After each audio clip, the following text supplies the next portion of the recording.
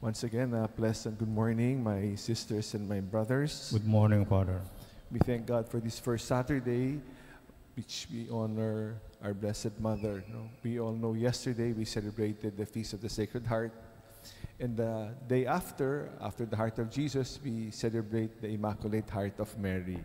Of course, the most beautiful heart after the Sacred Heart is that of our Blessed Mother, ang anak the Mother of our Lord. The last line of the Gospel, today as we hear the Gospel account of the lost and finding of Jesus in the temple, we hear Jesus grew up and was obedient. How important obedience is. As we are in this world, today, we consecrate our country to the Immaculate Heart of Mary as we go to the many trials, maraming pagsusubok sa ating bansa dinadaanan ngayon. Hindi lang dito, kundi ang kaguluhan sa mundo dahil wala na tayong sinusunod kundi sarili natin. Wala nang obedience, wala nang takot sa Diyos, wala nang takot sa isa't isa. We just are too focused on ourselves. Too much pride is causing darkness in this world. No fear of the Lord. That is why we in the West Philippine Sea, all this hindi pagkakasunduan because of property, because of divorce in the Senate today. We all are disturbed by this. We turn to the Lord to help us. We turn to our Mother to help us to be obedient to the will of God. May we see the hand of God in all this at hindi tayo madala ng pagkanya-kanya. Magtulungan tayo para makitang kamay ng Diyos sa lahat ng ito. Sa dakilang araw na ito, as we honor the Blessed Virgin Mary, ang kalinis-linisang puso, how important cleanliness is, how important to be immaculate, to be away from sin. Many times in confession, we turn to the Lord, we go back. Kasi pag malinis, kung ano malinis, ang lumalabas sa bibig natin, malinis rin.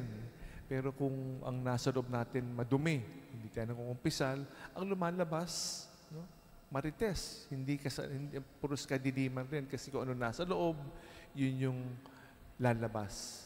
So we thank God as we ask the intercession of our Blessed Mother to help us to cleanse the inside, that we may share what is also God's will, what is the good news, and not what is filthy, what is dark from within. We ask the good Lord to help us to keep our hearts clean too, that we may be worthy to be able to share His good news and be prepared to enter the kingdom of heaven. We turn to our Mother, our beloved Mother, and her Immaculate Heart to help us today and every day as we prepare ourselves to be consecrated to the Immaculate Heart of Mary. Pag sinabi natin consecrate, yung kalis, for example, or a glass, a cup, ordinaryo natin ginagamit yan, ordinaryo. Pero pag kinonsecrate mo na, gagamitin mo na yung cup na yan, you cannot use it for everyday use. You will use it now for a special purpose, for the Holy Mass. We consecrate the chalice to be used. We consecrate the same things when our hands were consecrated during ordination, the same hands used to give the body and blood of Christ to one another. We consecrate our hands. We consecrate ourselves. We were all consecrated to God during baptism.